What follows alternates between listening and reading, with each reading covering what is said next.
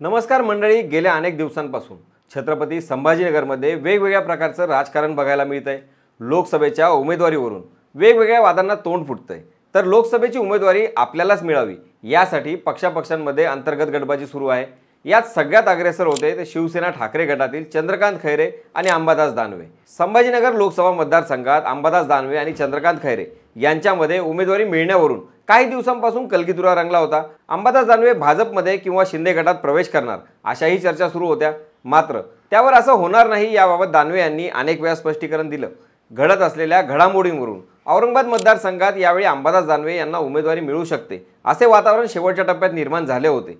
मात्र अखेर शिवसेनेची 17 उमेदवारांची यादी जाहीर झाली आणि उद्धव ठाकरे यांनी पुन्हा एकदा चंद्रकांत खैरेंना उमेदवारी जाहीर केल्याच्या बातम्या समोर आल्या। आता या प्रसंगानंतर अंबादास दानवे नेमकं काय भूमिका घेणार याकडे सगळ्यांचंच लक्ष लागून होतं। अंबादास दानवे पक्षात राहूनही अलिप्त राहणार का? अंबादास दानवे खैरेंच्या प्रचारात सहभागी होणार का की पक्षबदल करणार? अशा अनेक प्रश्नार्थक शक्यता वर्तवण्यात आल्या होत्या। मात्र झालं वेगळंच। रविवारी सकाळी दानवे यांनी अचानक खैरे यांच्या निवासस्थानी जाऊन त्यांची सदिच्छा भेट घेतली आणि त्यांना भरभरून शुभेच्छा दिल्या। यावरून विरोधी पक्षनेते व ठाकरे गटाचे नेते अंबादास दानवे व चंद्रकांत खैरे यांच्यातील वाद आता पूर्णतः शमले आहेत असं चित्र बघायला मिळालं। विशेष म्हणजे मी खैरेंचा प्रचार करणार नाही असं म्हणणारे अंबादास दानवे पेढे घेऊन खैरेंच्या घरी गेले आणि मी त्यांचा प्रचार करणार असे खडसावून सांगितले। यावेळी माध्यमांशी आम्ही दोघेही इच्छुक होतो। आता खैरे साहेबांना उमेदवारी मिळाली असून पक्षाचे अधिकृत उमेदवार म्हणून मी त्यांचे काम करणार असल्याचं दानवे यांनी स्पष्ट केलं। तर औरंगाबाद लोकसभा मतदारसंघात महायुतीकडे उमेदवार नाही, त्यांना बाहेरच्या लोकांना विचारावे लागत असून या मतदारसंघात आमचे संघटन मजबूत आहे, एका आठवड्यात आम्ही आमचा प्रचार संपवू शकतो असं देखील दानवे यांनी सांगितलं।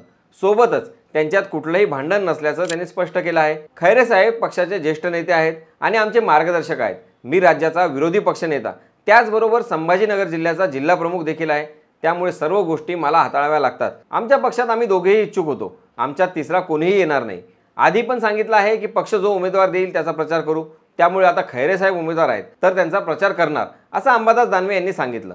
अंबादास दानवे आणि चंद्रकांत खैरे यांच्या या भेटीनंतर खैरे यांनी आनंद व्यक्त केला। याआधी आम्ही ग्रामपंचायत, नगर परिषद, जिल्हा परिषद, महानगरपालिका या सगळ्या निवडणुका सोबत नियोजन करून लढवल्या आहेत।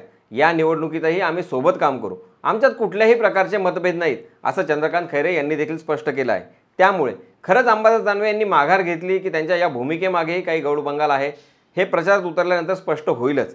पण या सगळ्यात मात्र महायुतीला कुठेतरी अडचण होणार असल्याचं दिसतंय, कारण इथे महाविकास आघाडीने उमेदवार देऊन चंद्रकांत खैरे आता प्रचाराच्या दिशेने कामाला देखील लागले आहेत आणि तिकडे औरंगाबाद लोकसभा मतदारसंघात भाजप का एकनाथ शिंदे हे कोडच अद्याप उलगडलेलं नाही, कारण त्यांचा उमेदवार शोध अजूनही संपलेला नाही। अबकी बार 400 पार जाऊ असं म्हणणाऱ्यांना उमेदवार मिळत नाही हे दुर्दैव आहे अशी टीका दानवे यांनी यावेळी केली।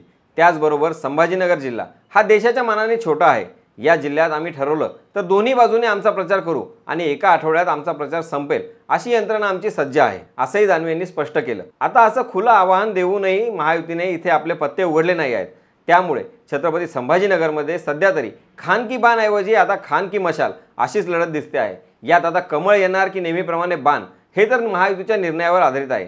औरंगाबाद सारख्या महत्त्वाच्या मतदारसंघात, विशेष म्हणजे पर्यटनाच्या राजधानीत भाजपला कमळ फुलवायचं असेल तर त्यांनी आधी धनुष्यबाणाला माघार घेण्यास भाग पाडावं लागणार आहे।